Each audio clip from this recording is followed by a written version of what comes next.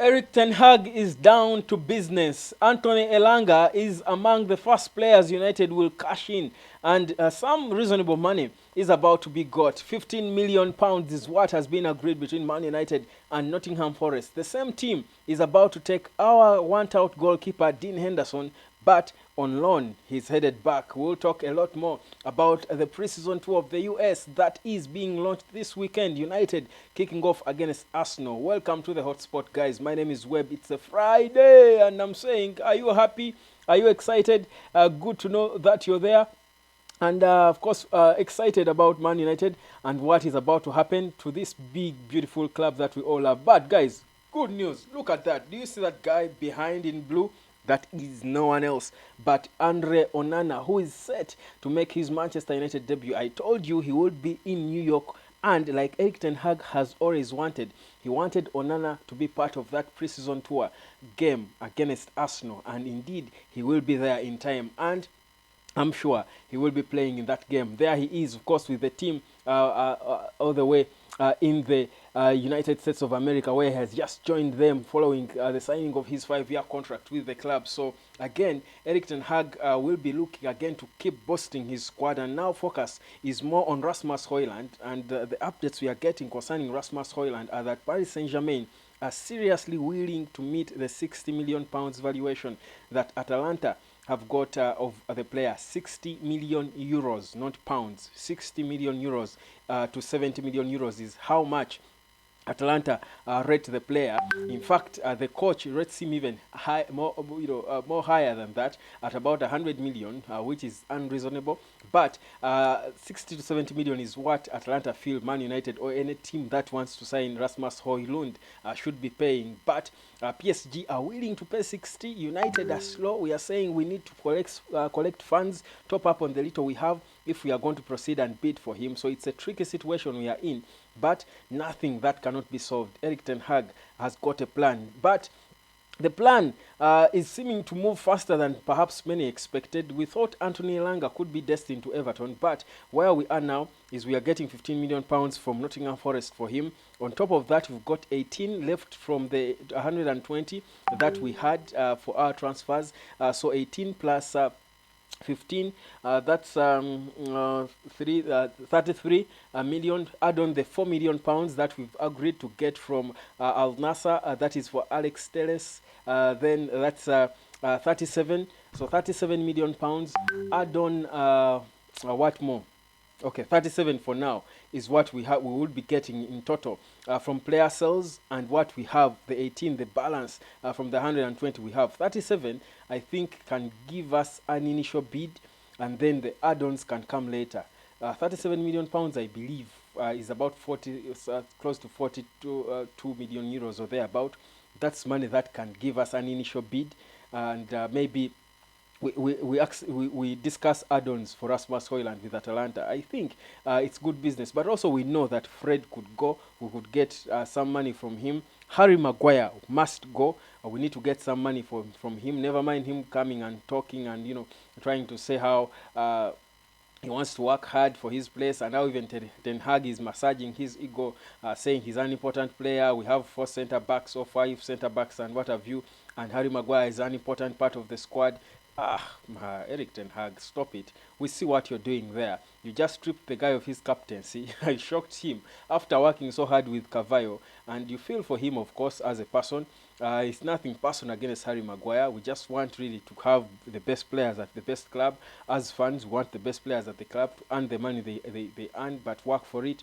So Maguire is nothing personal, but to be honest, he's surplus to requirements, and the best thing for him should be to leave. But so United are focused on getting someone to pay for him.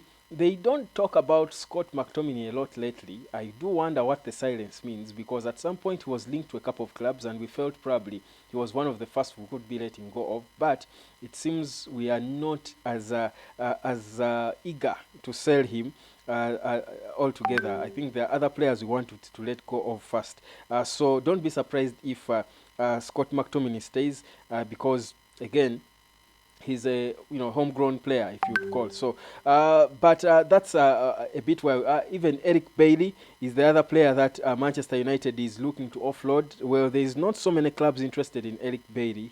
Bailey before he was linked to Real Betis, but for now we do know that there are a couple of players we hope uh, will be let go of, and Eric Bailly is one of those, but.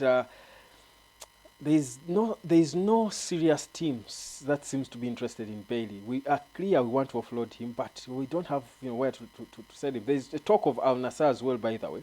There is talk of some actually Itifak. I think that's the Steven Gerrard club.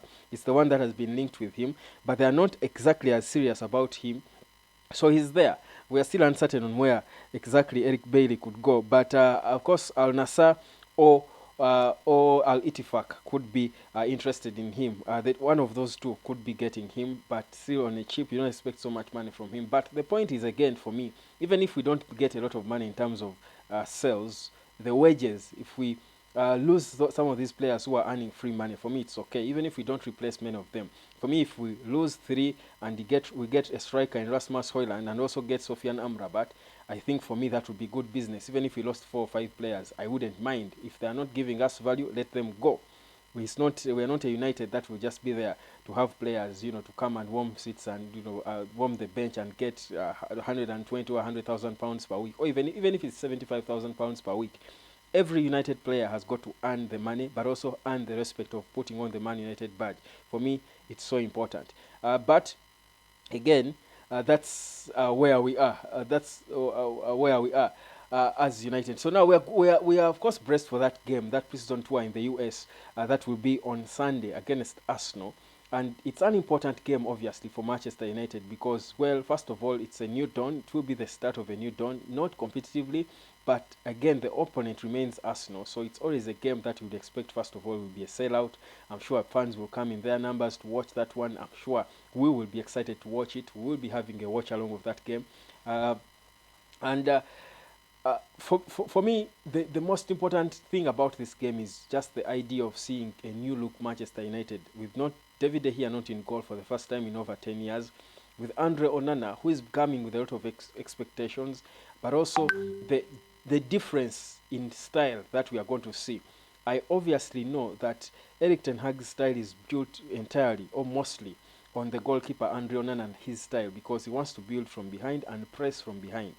So I feel for me it's going to be an interesting one, seeing how we are going to look.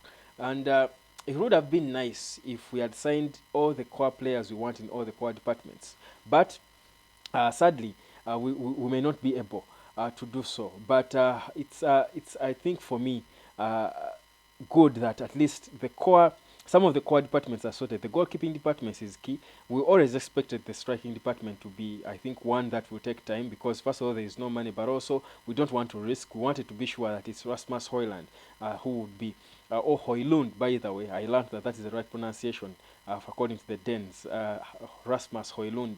So Højlund, I hope I get used to pronouncing it right. I do want to. It's always important to get people's pronunciations right, especially when it comes to their names. So Rasmus Højlund will be the striker that United is interested in. The sad bit is that Paris Saint-Germain are serious and they are willing to meet the valuation that Atalanta has of the player. So again, that will make it tighter. The expectation for me is United could be bidding maybe early or mid next week. Our first bid would come in early on mid next week. The assurance we have is that we've, I think, cornered the player and sort of assured him, and he has accepted to join us. The personal terms have been agreed. But again, as a club, Atalanta, they want money. If summer is going on and they are looking for replacements and strikers to come in and replace, him and stuff, they won't wait for United forever. Even if the United have agreed with Højlund, if Paris Saint-Germain come and pay them the money they want, even for Højlund, playing for Paris Saint-Germain would not be the worst of ideas because, first of all, in terms of wages, they would quadruple or even, give him any wages he would want. He will be part of a rebuild. He would be. The whole project can be sold depending on how they sell the PSG project to him. The whole project could actually be sold to him, and it would make sense. So, but also PSG are fighting to keep Kylian Mbappe.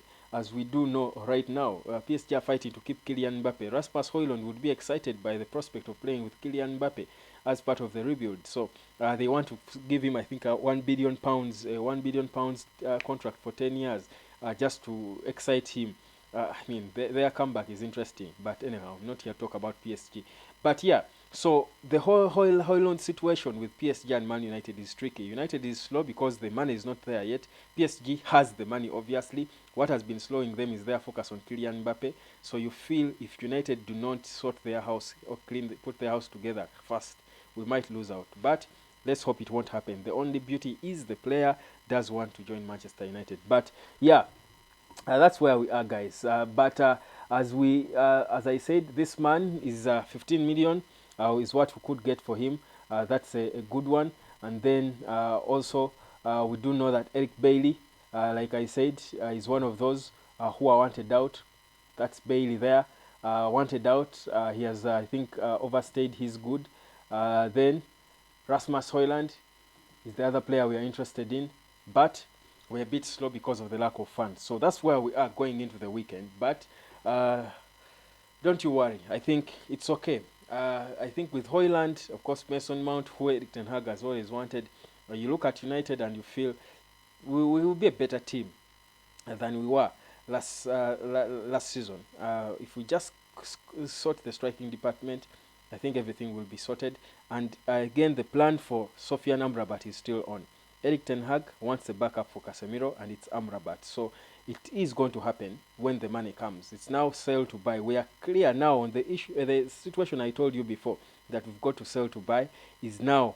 That's where we are right now. We've got to be able to sell if you are going to buy the Højlunds of this world and all the other players will be linked with. But I've got all the hope that we'll be able to sell players and buy. So Højlund and Sofian Amrabat, Axel Disasi, perhaps not. Not so sure we'll get him. He might not, but we could. But I think Højlund and Sofian Amrabat are the two players.